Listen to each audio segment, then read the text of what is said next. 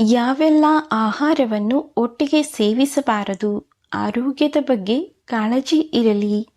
ಆಯುರ್ವೇದದ ಪ್ರಕಾರ ಪ್ರತಿಯೊಂದು ಆಹಾರ ಪದಾರ್ಥವು ವಿಭಿನ್ನ ಶಕ್ತಿ ಮತ್ತು ರುಚಿಯನ್ನು ಹೊಂದಿದೆ. ಹೀಗಾಗಿ ಕೆಲವು ಆಹಾರ ಪದಾರ್ಥಗಳನ್ನು ಒಟ್ಟಿಗೆ ಸೇವಿಸುವಾಗ ಜಾಗರೂಕರಾಗಿರಬೇಕು. ಯಾವುದೇ ಮನುಷ್ಯ ಆಹಾರವಿಲ್ಲದೆ ಬದುಕಲು ಸಾಧ್ಯವಿಲ್ಲ.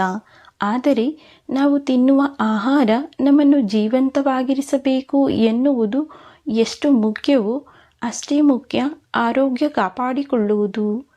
ಇಷ್ಟ ಎಂದು ಎಲ್ಲ ಆಹಾರವನ್ನು ಒಟ್ಟಿಗೆ ಸೇವಿಸುವವರು ಹೆಚ್ಚು ಗಮನ ಹರಿಸುವುದು ಸೂಕ್ತ. ಏಕೆಂದರೆ ಕೆಲವೊಮ್ಮೆ ಒಟ್ಟಿಗೆ ಸೇವಿಸಿದ ಆಹಾರ ದೇಹಕ್ಕೆ ಹಾನಿಯುಂಟು ಮಾಡುತ್ತದೆ. ಆಹಾರ ಸೇವನೆಯ ವಿಷಯದಲ್ಲಿ ಸುಮಾರು 99% ಜನರು ಇಂತಹ ಸಣ್ಣ ಪುಟ್ಟ ತಪ್ಪುಗಳನ್ನು ಮಾಡುತ್ತಾರೆ. ಈ ರೀತಿಯ ತಪ್ಪುಗಳನ್ನು ಮಾಡುವ ಜನರು ತಮ್ಮ ಅಭ್ಯಾಸಗಳನ್ನು ಬದಲಿಸುವುದು ಉತ್ತಮ. ಹಾಗಿದ್ದರೆ ಯಾವೆಲ್ಲ ಆಹಾರಗಳನ್ನು ಒಟ್ಟಿಗೆ ಸೇವಿಸಬಾರದು ಎಂದು ತಿಳಿಯೋಣ.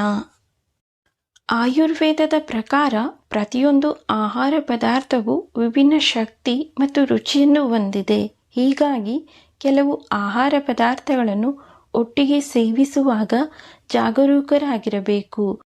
ಮತ್ತು ಯಾವ ಆಹಾರವನ್ನು ಒಟ್ಟಿಗೆ ಸೇವಿಸಬಾರದು ಎಂದು ತಿಳಿಯೋಣ.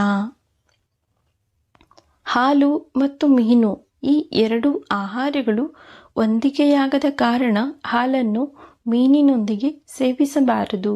ಹಾಲು ತಣ್ಣಗಿರುತ್ತದೆ ಮತ್ತು ಮೀನು ಹೆಚ್ಚು ಉಷ್ಣಾಂಶವನ್ನು ಹೊಂದಿದೆ ಅಥವಾ ಬಿಸಿ ಮಾಡುವ ಅಂಶಗಳಿಂದ ಕೂಡಿದೆ.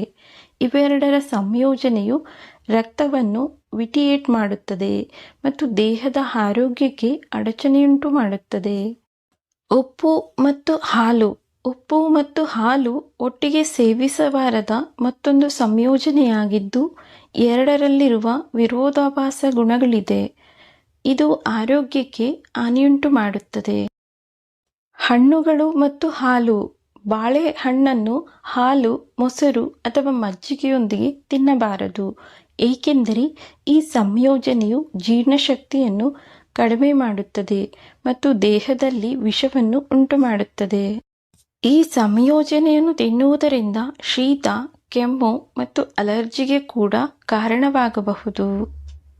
ಬಿಸಿ ಮಾಡಿದ ಜೇನುತುಪ್ಪವನ್ನು ಬಿಸಿ ಮಾಡುವುದರಿಂದ ಜೀರ್ಣಕ್ರಿಯೆಯನ್ನು ಬೆಂಬಲಿಸುವ ಕಿಣ್ವಗಳು ನಾಶವಾಗುತ್ತವೆ. ಆದ್ದರಿಂದ ಇದನ್ನು ಸೇವಿಸಿದಾಗ ದೇಹದಲ್ಲಿ ಟಾಕ್ಸಿನ್ ಉತ್ಪತ್ತಿಯಾಗುತ್ತದೆ.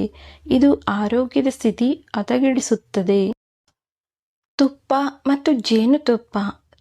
ಮತ್ತು ಜೇನುತುಪ್ಪವನ್ನು ಸಮಾನ ಪ್ರಮಾಣದಲ್ಲಿ ಮಿಶ್ರಣ ಮಾಡಬೇಡಿ.